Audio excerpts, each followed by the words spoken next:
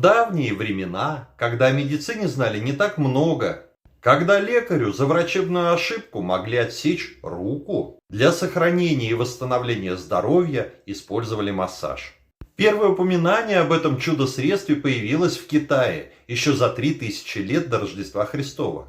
В Древнем Риме массаж использовали после боев для избавления от отеков на теле. Гиппократ указывал на лечебные свойства массажа. Но в средние века в Европе массаж был полностью забыт.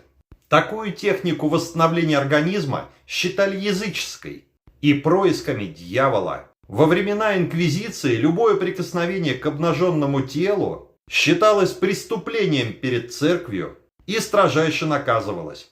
Знахари и лекари, которые пытались облегчить боли путем массажа, обвиняли колдунами и ведьмами и жгли на кострах. И только в 1776 году шведский врач Петр Генрих Линк серьезно занялся изучением влияния массажа на тело и дух человека. В современной медицине массаж используют для лечения позвоночника. Уже к 25 годам у большинства пациентов появляются проблемы, связанные с болью в спине, вызванные остеохондрозом. Основная причина этого заболевания – это нехватка солнца, которая вызывает дефицит витамина D. С медицинской точки зрения это провоцирует дистрофические изменения хрящевой ткани. И, конечно, на людей влияет образ жизни. Например, у женщин высокие каблуки провоцируют смещение позвонков. Период беременности также влияет вымыванием кальция из организма и увеличением нагрузки на позвоночник. Для мужчин характерна тяжелая физическая нагрузка, злоупотребление алкоголем и курение. Интоксикация алкоголем приводит к уменьшению количества внутрисуставной жидкости. И все эти факторы влияют на нашу подвижность. Появляются боли в груди, в шее или пояснице.